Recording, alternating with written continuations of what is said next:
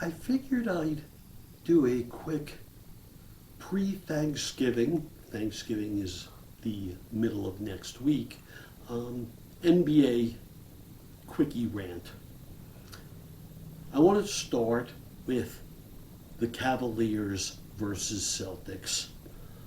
The two leaders of the Eastern Conference.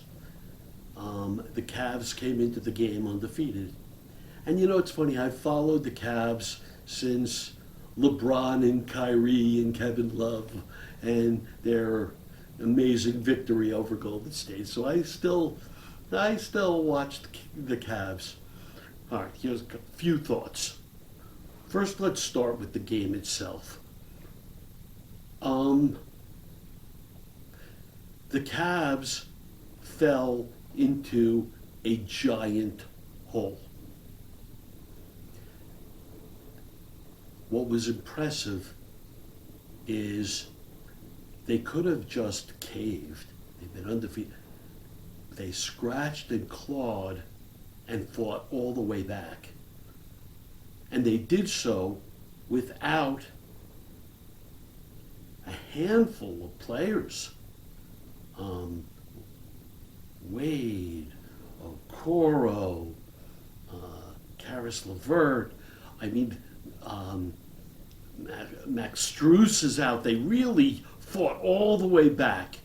But I want to point out two other things with the game. And certainly Porzingis is still out on the Celtics side. But what really caught my attention is Jason Tatum and Jaylen Brown played some dirty pool. Jaylen Brown smacked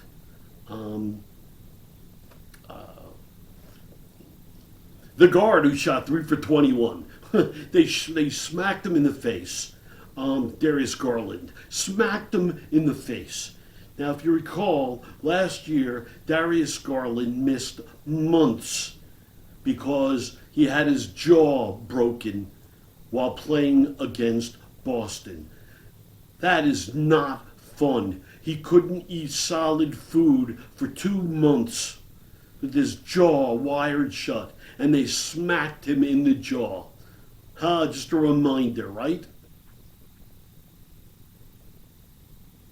He was already sucking. 3 for 21. Darius, stop shooting the ball. You're a player. Get other people involved. Stop chucking. 3 for 21. That's a bad night.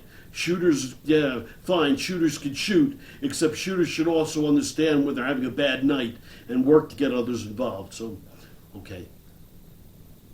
But Jason Tatum, at the end of the game, in a critical moment, just ran like a linebacker into Donovan Mitchell. And he looked into space, and it was a foul, but they said it wasn't an intentional foul. This stuff has to be an intentional foul. It must be called. He drew blood. Remember Donovan Mitchell sitting in the car showing his teeth? It's all bloody. Cavaliers would have gotten a free throw for a technical foul, and they would have gotten possession of the ball again. Could have been a different game. Anyhow, started with Cavs. I'm going to go over the covers and I'll finish. But you see, when you're lying like this, your feet go up. I can't even point my toes. Even thinking about it hurts me. It created calf cramps for me one evening under the covers. It's why I invented Kangapoda, so that I could be under the covers and let my feet relax like this. So let me go under the covers and continue a little NBA, because I love the NBA. The quality of play is just stunning at this point. And so if we're going to say stunning, let's go to Golden State. It's stunning. Stephen Curry, you're just stunning. You're one of the greatest players ever. I've talked about it for a while. If you go back and look at my videos one day from, even most recently the Olympics, because it was just so special. But good for you, Golden State. you quietly, and you've got the best record in the West now. You're 2-0 in this Emirates tournament, whatever.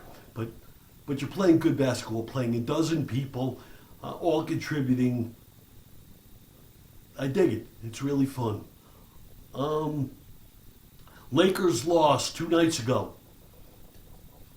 And there's LeBron and AD. You can't make foul shots. You got to hit free throws.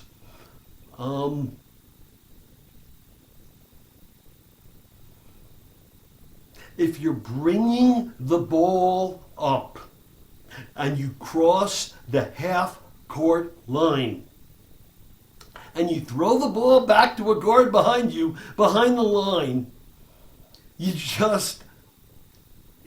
a violation. Everyone's doing it. It's all loosey-goosey and they're not calling it. It's a violation. Similarly, what you see is people falling out of bounds or taking the ball and they're throwing the ball off of someone who is out of bounds. And they're behaving like, oh, you hit him, you get possession. No, you don't. If a player is out of bounds and you hit him with the ball, he's out of bounds.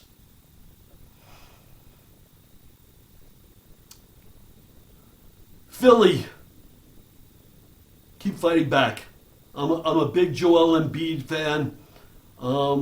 Yeah, I know, Joel, you got called out. Between taking care of your injuries and it's just a shame because you're so good. But taking care of your injuries and otherwise, I think some of your aggression and some of your diligence was wrung out a little.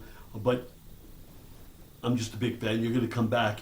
And this guard, McCain, with Tyrese Maxey, and at least you're showing some fight. That's wonderful. Who else might I want to talk about real quick?